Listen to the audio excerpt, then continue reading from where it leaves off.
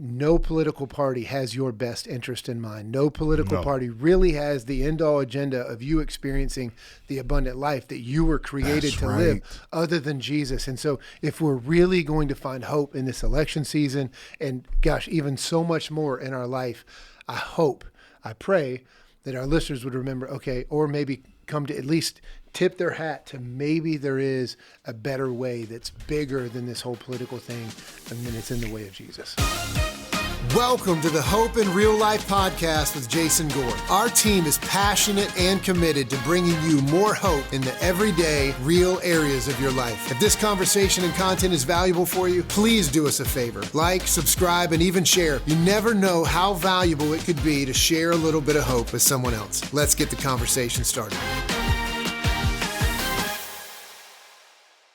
We are here with our good friend, Brother Léonce Crump. Welcome to the show. What's up, my guy? We are here today to talk about something that, man, we're who knows when this is going to get dropped, but heading into a political season. This episode is somehow supposed to revolve around how in the world can we find hope in the midst of a political season that is undoubtedly going to leave many wanting more. And but before we jump in, Lance, just in case there is someone who's listening for the first time, doesn't know anything about you, why don't you just tell us a little bit about yourself? Yeah, I'm Léonce Crump, pastor of Renovation Church, founded with my wife a few years back, former NFL player and wrestler. Yep. And I love walking through gardens, which has become a point of being bullied at this juncture in my life. This is an odd time to interrupt and drop in hey, if you're interested in walking through botanical gardens, you can check out season 1, episode whatever with Léonce. But yeah, go back in the archives. So that's who I am. I'm a gentle bull. Oh, my goodness. All right, so here we are. We're ready to talk about politics. Let's just jump right in. What is it that comes to your mind when you think the word politics? Now, division. Yeah. When I hear the word, the very first thing that comes to my mind these days is division, divide, divisive. Yeah. And it's really the way that the stage has been set for us to navigate the political world here in the U.S. Yeah. It's funny because at the end of the day, like if the root word of politics is polis, which in the Greek essentially means like, how do we live in a society? Yeah. You would think that the goal would be for everybody to work towards the best end all goal. Correct. And you just said divisiveness. Like you can't help but turn on the news and see like, it doesn't feel like it's a group of people trying to figure out what's best. It feels like politics is about, hey, there's side A and there's side B, and we're in a fight. That's right. That's exactly right. And the only way that we win is if my side wins. And there's very little conversation, actually, about what's best for the people overall. Well, the conversation has died. And anyone who believes that our political system is built for the best interests of the people that it's supposed to serve, unfortunately, is not paying attention. Now, there was a time, in fact, we were talking about this briefly before the show. There was a time in the late 70s, early 80s, where, and I'm going to talk about Christians for a second, because that's ultimately at the root of the problem and the solution, if possible. But in any church in America in the late 70s and 80s, you could find an equal number of Democrats and Republicans in that church, 50-50, sitting next to each other, worshiping together, discipling each other, raising families with each other. And it was probably the last time where there was a sense of we're trying to get to the same place, but we just believe we go about it differently. You want to spend more conservatively. I want to spend more liberally. You want to focus on the macro geopolitical issues and economic issues. I want to focus on the micro issues and poor people. And so there was a sense where you are not my enemy. We just have different ideas. Right. And then over the last 30 to 40 years, there's been an evolution where now we can't have a different idea. If you think differently than me, if you see the same issue differently than me, well, you're my enemy. We don't just have different ideas. And I think part of that is because the polar ends of the political spectrum, as far left as you want to go, to like recycling urine and drinking it, and as far right, this is a real thing. It is a real thing. I've heard about it. I know. And as far right as you want to go to, rabid, unchecked capitalism that leaves people who never had a shot behind. Right. Those are the voices that are actually controlling the narrative. And there's a bunch of us in the middle that are just trying to figure out how to be good Christians and good citizens in a world that's feel like it's being pulled apart. Yeah. And I want to say this real fast. I know, so two things could happen right away in this conversation. And Haley, who does a phenomenal job kind of helping oversee this project, she even said, hey, politics kind of isn't my thing. I don't even know if I would listen to this episode, but I know a lot. So number one, if that's you, I would say, stay tuned. I think there's going to be something here for you. The second thing I would say, I know we have a lot of listeners that maybe wouldn't even call themselves Christian. This episode, we are going to be intentionally focusing on a healthy Christian perspective in the midst of this. And so if you're like, why are they talking so much? I would say also just stick with this, because I think we'd all have to admit, like, what we see right now isn't working. That's right. And so, man, if there was a third way, if there was another way, and so just entertain us with us for 25, 30 minutes, however we are. I think we're going to maybe unpack some things that'll be helpful. Now, you just said the divisiveness, and we don't know how to really love one another, work together if we have different perspectives. Just for a minute, though, I think it's worth recognizing in today's world, that's not just when it comes to politics. No, absolutely not. No, it's with everything. Right. Everything now is me versus you. Yeah. Everything is a fight. Everything is putting your flag in the ground and coming out victorious. Yeah. And that's not supposed to be the end goal of human flourishing. Period. Right. Certainly not supposed to be the end goal of politics. And I think that's why there's value in kind of focusing in on this from a Christian perspective. Because I would say, I didn't grow up in church. I didn't grow up as a Christian. So for our listeners out there, I was a part-time Catholic for the first 16, 17 years of my life. But I wanted the Christians in Louisiana. Yes, in Louisiana. Louisiana. Part-time Catholic in Louisiana. Well, you may not have known this. Little side street here, but Louisiana doesn't have counties. We have parishes. That's how Catholic Louisiana is. Okay. We don't have a county. They've divided the state up into Catholic parishes. And always, even though I wasn't one, I wanted the Christians to be what they said they are. Yeah. Because if it was true, then everything was different. Yeah. And so that's why I think for us, approaching it from that perspective does have far-reaching implications, even if you wouldn't call yourself a follower of the way of Jesus, because we're supposed to be the people who know how to do this well in spite of all of the swirling circumstances around us. Well, in fact, one of Jesus's last prayers, and I just want to say this, and do not hear any singular sentence that I say in this podcast or take a sentence of it and reproduce it somewhere else and then say, that's what Jason believes and that's what Léonce believes, because we got to address some tough things. But one of the last things that Jesus prayed for on earth was for the unity of his people. That's right. John 17. So that's what Christians should be working towards, being the answer to Jesus' prayer. And so I would argue, if you see any leader on any side representing something look, this doesn't mean that there's not moments where you have to stand up pardon me. Cough button. We need that. If you need to, stand up and be a strong leader, and there's going to be some opposition, but man, there's a way to do that in a loving, unifying, empathetic way. And if you see a leader that's not doing that, you can't tie that's the way of Jesus or that's the way of the church to that person. Yeah, that's right. And I would say it's not even the way of decent humanity. Right. Right?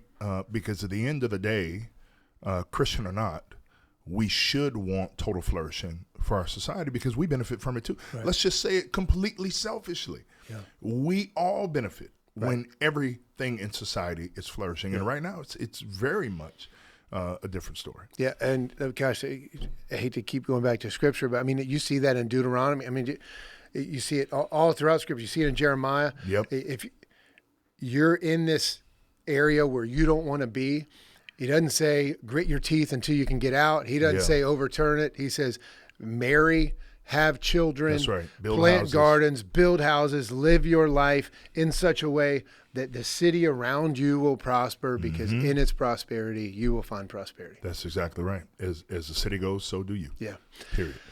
I think one other thing that's good to recognize, one thing that's helped me, is it's possible.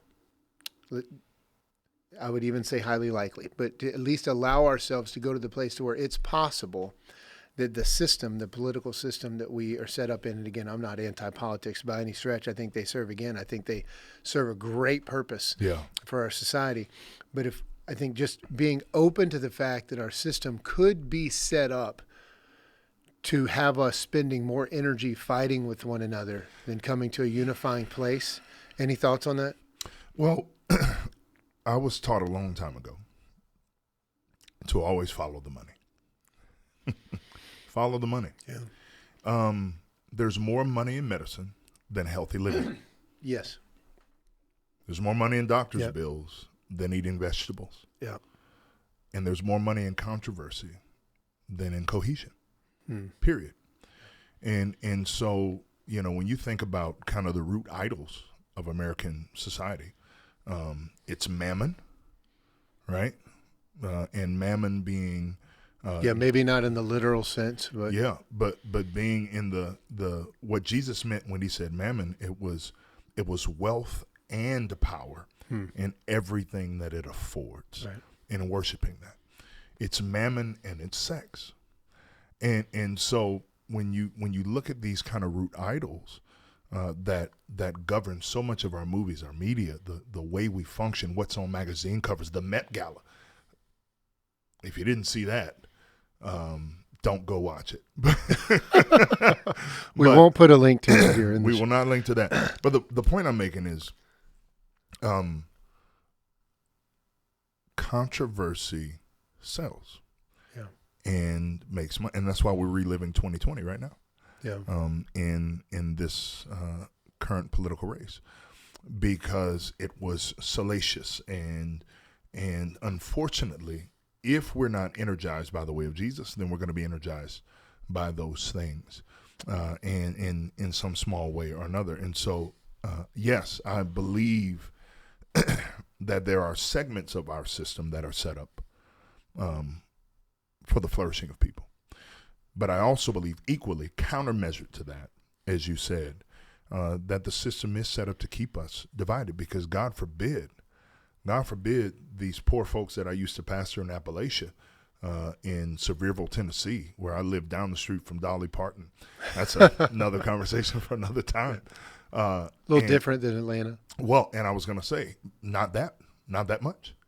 God forbid these poor folks from Appalachia connect with these poor folks in the hood and realize that they are actually living the same narrative, and that they have been systematically and strategically over time separated to believe that their stories are very, very different. But I'm telling you, as a pastor who pastored in Appalachia and who pastored in urban Atlanta, I was facing the exact same issues, the exact same attitudes, the exact same struggles, the exact same challenges.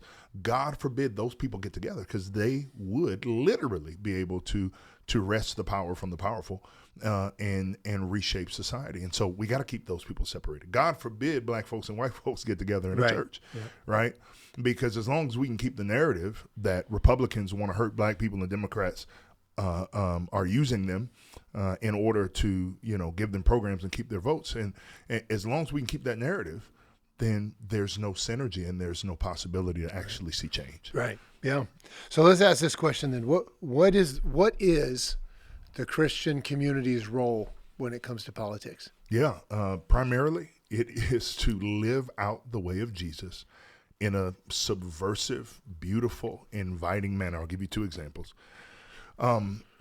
There's a great book by Rodney Stark, and we can link to that, I'm sure, in the notes. It is a fat read. So if you're not a readable or a reader, get Audible.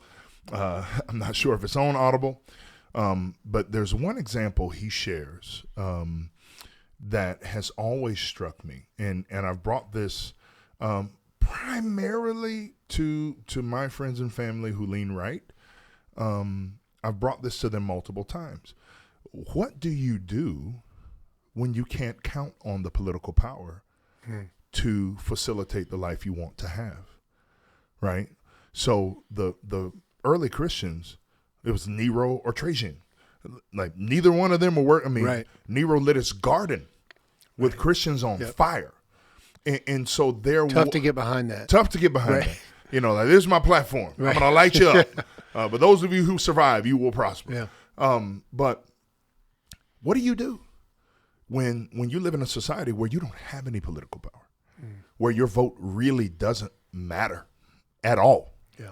You live in such a way that from the bottom up, it begins to transform society. So here's one example. Christians, the term burning bridges, actually came from a massive plague that swept through the early Mesopotamian world. And they were fleeing the cities and actually burning the bridges on the way out so that the sick could not cross over. Right. Christians were going back into these plague-infested areas and taking care of the sick and dying. And what you find both biblically and extra-biblically is that when Christians live the way of Jesus, empowered by the Holy Spirit, that society begins to change, not because they have power, but because their influence, their love, their mercy, the way that they seek those on the margins and seek to serve them and take care of them, it begins to turn the hearts of the people. Yeah. That's what happens. Same thing happened in the Old Testament with Daniel. I'm actually working on a book right now called Among Kings, how to be a whole citizen in a politically divided world.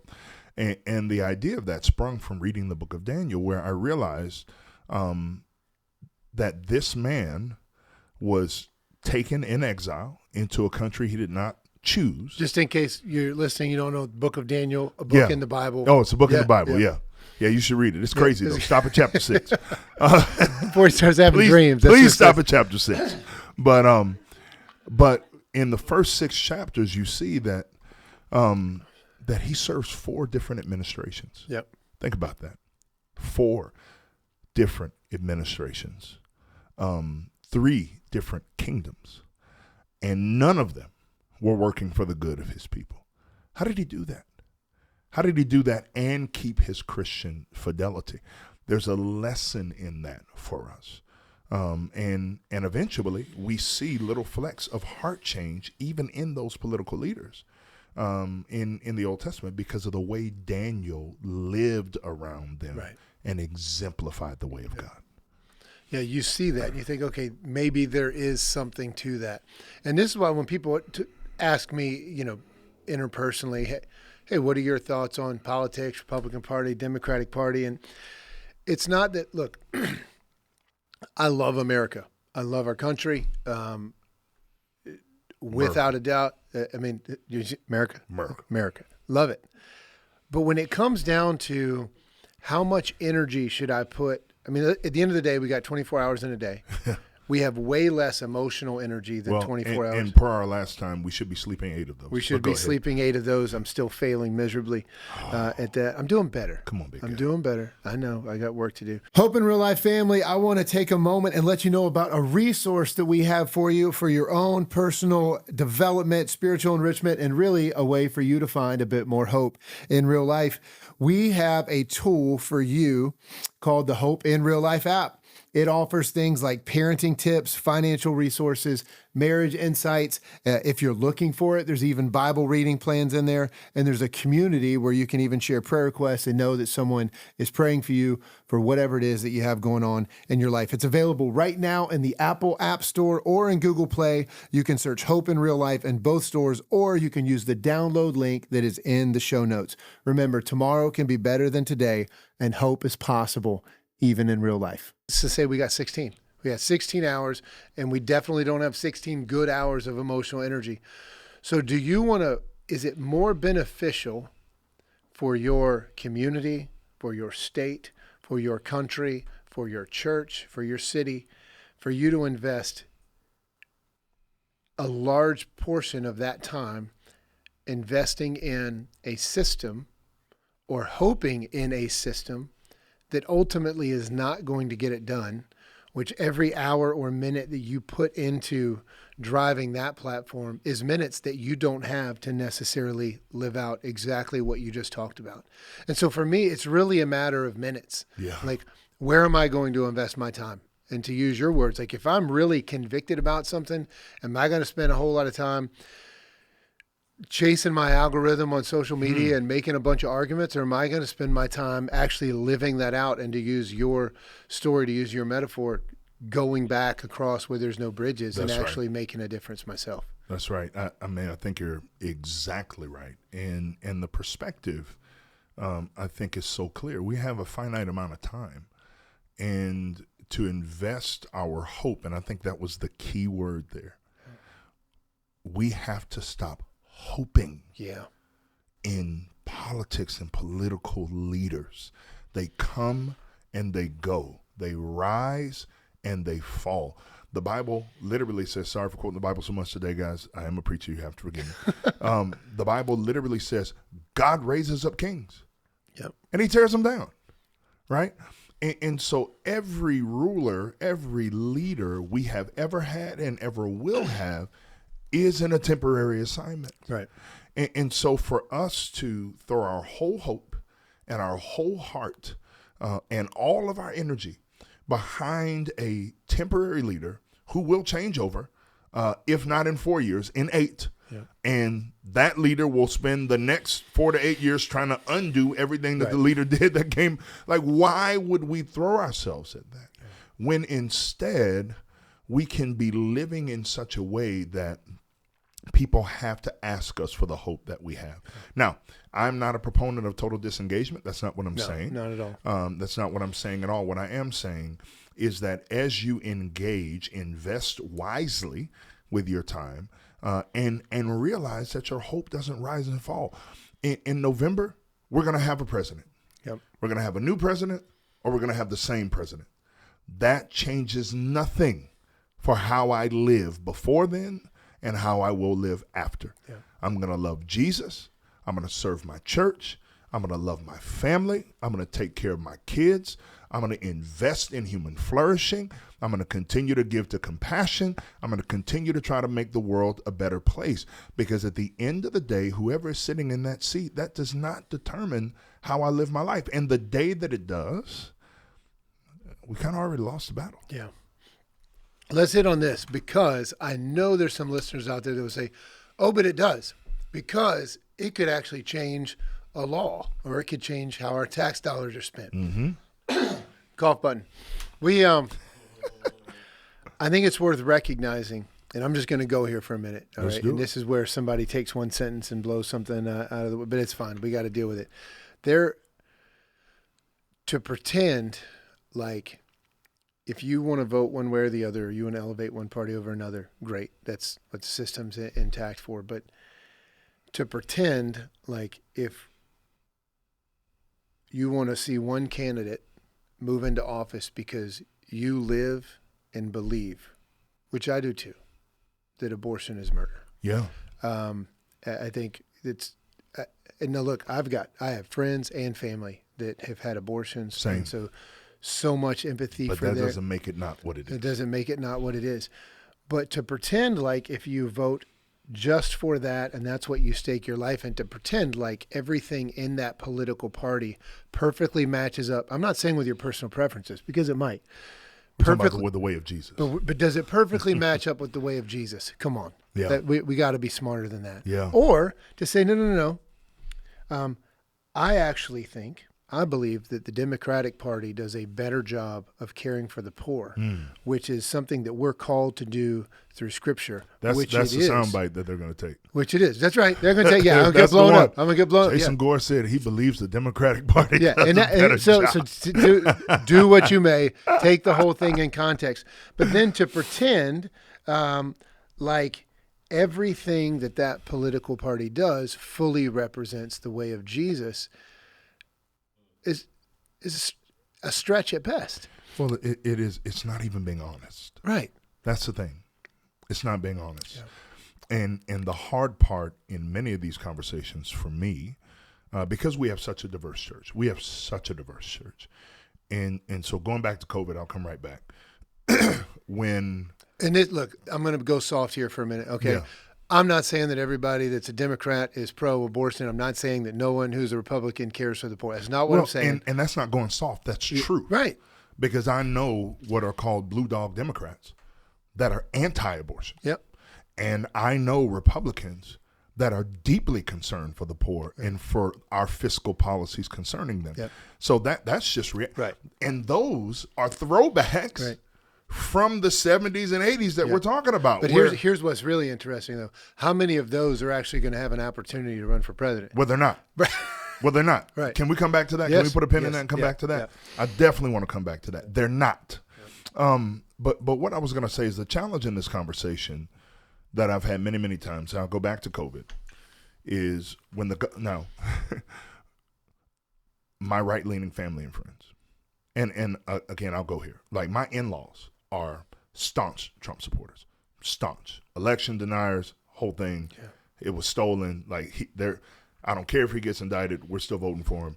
Like, that's where they are. And I love them. And most of the time we can have decent dialogue. And I have friends who are staunch Democrats. All Republicans are evil and they don't care about people. And yes, I hate abortion, but we've got these 17 other issues. And the struggle that I've had, going back again to COVID, is when the government mandated you have to wear masks if you're going to gather.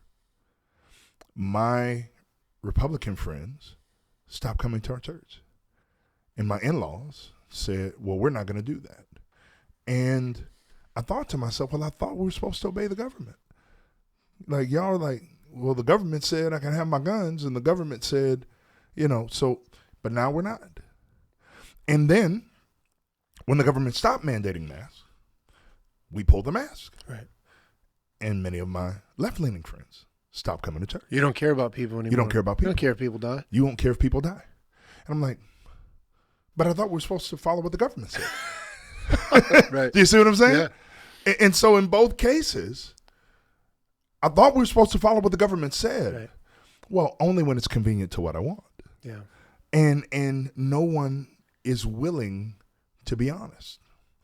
And the few people who are willing to be honest, I'll go back to what we put a pin in, they're never going to get a shot. Yeah. Because they don't represent the narrative that is being pitched. Right. In fact, most of you probably don't know this about me. So new layers to Léonce today. I did a semester in law school. I have a master's degree in criminal justice with a focus on case law because I really believed that my future was to practice law. That fun fact is more masculine than walking through botanical gardens. Misogyny is not in 2024. That's fair. Whole nother episode. You're right. But I really believed that was my future. And so I went down that path. I thought I was going to practice law until I was 35. And this was my whole plan. So this tells you how crazy my brain is. From a child, I was going to practice law until I was 35. Then I was going to enter politics, and I was going to run for president at 45. And that is how I was going to change the world. And I had a mentor. You got about a week till you're 45. I know. Well, I think I could win, but I think 10 years from now there might be a shot, but that's a different conversation too. But I think I can win. But I had a mentor of mine, and this is why I would never do it. He was in politics, and he said, Léonce, if you're going to go into this arena, you can compromise some of your values and maybe get something done. You can compromise all of your values. He's talking about my Christian values. Right. All of your values and definitely get something, though not everything, done. Or you can refuse to compromise and get nothing done. And that was a turning point for me because I realized that the system is actually no longer set up for ideas. It's set up for tribes. And if you disagree with parts of the tribe that you're a part of, well, then you have no voice and you have no influence and you have no authority. And so there's actually not room for people who are quote unquote blue dog Democrats to actually move the needle. Right. And there's not room for Republicans who are concerned about the way we spend our money on the military versus education to move the needle. In fact, last thing I'll say, I'll be your cough button. People forget this, but you have a solid memory, so I suspect you'll remember this. In 2008, when Barack Hussein Obama was running for president, Hillary Clinton eviscerated him. Do you remember why? She said he was not a real Democrat. He's not a real Democrat because Obama at that time was a church man. Yeah. And vocally pro-traditional marriage and vocally anti-abortion, running as a Democrat. And some magical confluence of things happened that allowed him to win that election. And I actually I have a buddy who's a 20-plus year political science professor. Here's what he said about Obama. He said Obama term one, he was a 1980s moderate Republican in his fiscal spending, in his war policy, in how he handled terrorism. He said that was all very Republican of him. But what happened? Well, the world shifted. Okay. He knew rather that he was not going to get reelected unless he appealed to the part of his party that he formerly disagreed with. Right. And so now all of a sudden he's pro same-sex marriage. And all of a sudden he's pro, and I'll use their language, women's reproductive rights. All of a sudden he's shifted, he's compromised what were values so that he can stay in office. And in his mind, well, I know I'm compromising on these things, but it's so I can get these other things done. Yeah. And that's how the game is rigged, man. That's how it's played.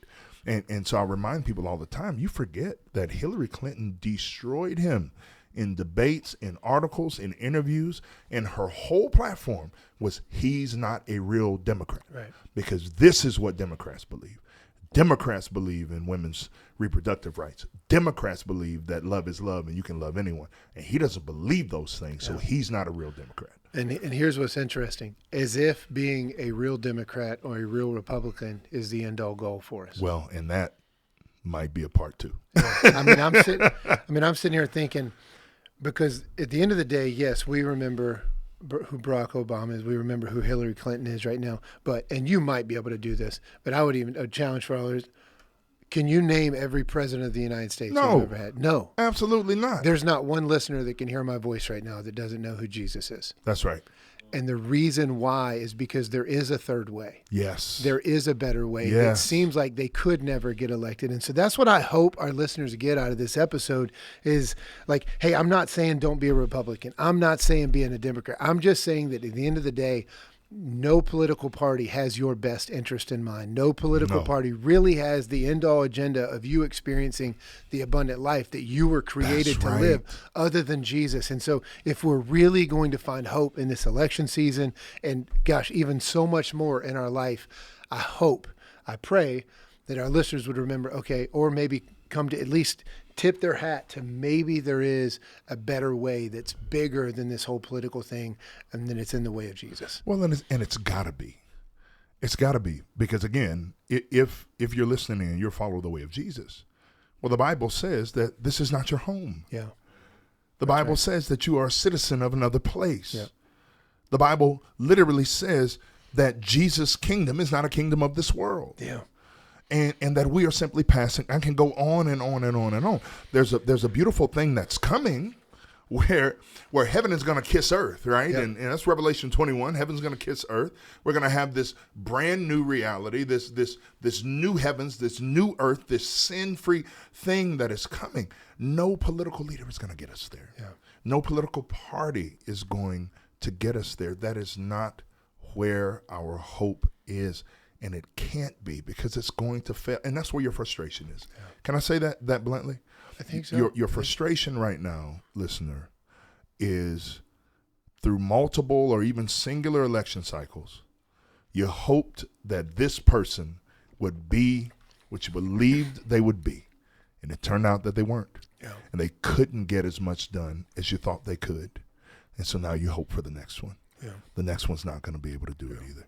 Only Jesus. And I'll finish with this and be done unless you ask me some more questions.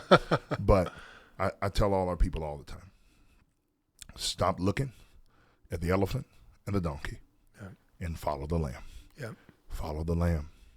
And that will lead you to the abundant life that God promised. Hope in Real Life family, we just want to take a moment and let you know about a resource that is available to you. I know a lot of our listeners aren't necessarily active in a church, might not even be a Christian. We are still thankful that you're spending time with us. However, we do get asked regularly, how can we find out more about your church or even just about this Jesus guy? And so if that is you, I want you to know you can tune in to gethope.tv. We have live services on Saturday, 4:15 p.m. and 6 p.m., or on Sunday at 9:30 a.m. or 11:15 a.m.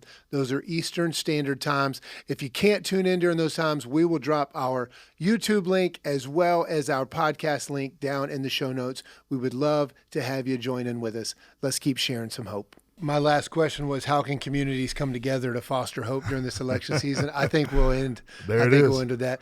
I want to be in all this. I want to be clear. We're not talking about, neither one of us, I believe, would say so pull out of being engaged with politics at all. I would say I think you should vote. I think you should vote. You have an active responsibility as a citizen. But let's just recognize how it can shape us and actually pull back from our hope or lead us to putting our hope into the wrong thing. Yeah, and stop watching the 24-hour news cycle. There you All right. Tell me one more time. Next summer, you've got a book coming out. Yes. What's your working title? Among Kings. Among Kings. Subtitle, How to Be a Whole Citizen in a Politically Divided World. And so we'll be talking about that, I'm sure, again. And I wouldn't be surprised if we end up with another couple of these conversations as we get closer to the election time. Yeah.